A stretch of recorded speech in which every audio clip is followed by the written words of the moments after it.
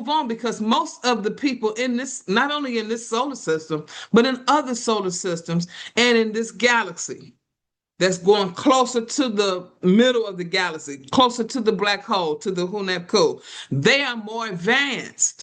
So let's look at the pulsars, because this is information that we need to know. Now, when we talk about pulsars, there's two types. We have the dimensional pulsars and the overtone pulsars. We can use either one.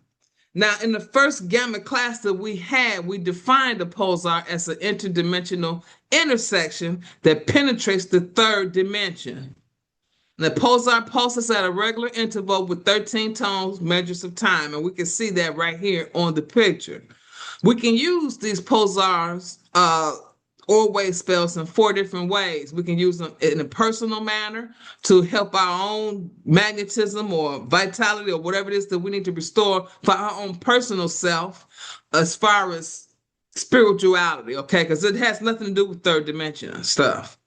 We can also use it historically for any type of correction of an imbalance.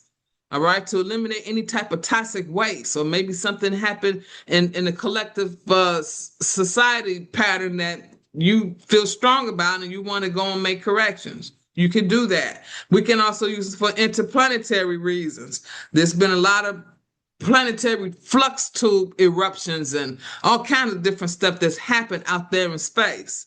We can go in and do that type of work. Last but not least, we can use these pulsars for galactic reasons, for exploration of higher dimensional spiritual functions of our super and subliminal consciousness. So there's many reasons to use these pulsars. We don't have to just look at them like, man, I don't want to be bothered. No, you can use them because, like I say again, the other entities, our kinfolk, and other planets and solar systems in this galaxy, we're not even talking about the other galaxies, they're using this energy.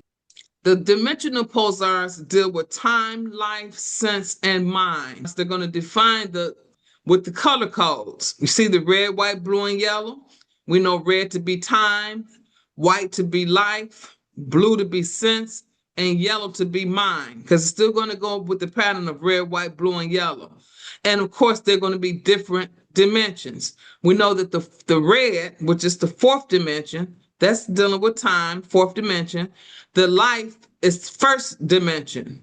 Blue for second dimension for sense, because then we go to mind, which is going to be the third time dimension. What about the overtone tones? The overtone tones provide a cross-dimensional time structure that reveals more complex connections based on the fifth force power of 5. Now, when we say fifth force power, we know that that's going to be weak, strong, biological, gravitational, electromagnetic. Okay, those are the fifth force power stuff that hold something together. When you have something in your mind and it's traveling through time, and before it begins to materialize, something has to hold that together, right? That's going to be the fifth force power. Now, the pulse codes, as we can see them here, 1, 6, 11, 2, 7, and 12, 3, 8, and 13, and then 4 and 9, 5 and 10. We also can tell that they're all 5 units apart. So the Wavespell is like a lattice or a framework for a pulsar. We also know that we can use each of these units for like a day. We can say a year, a heptad, 10,000 years, whatever we want to put in these to whatever amount we want to use these units as. Okay, so now let's move on to 4 Wavespells that equals a castle. And castles are still going to have the patterns of red, white, blue, and yellow. That's never going to change. And we see 4 Wavespells for 1 castle, and that's going to end up being 52-day cycles. Let's move to the castles. Color code patterns continues, except now we have a color green in the middle. letting us know that we're dealing with the castles. Anytime we start seeing green, we know that it's dealing with castles.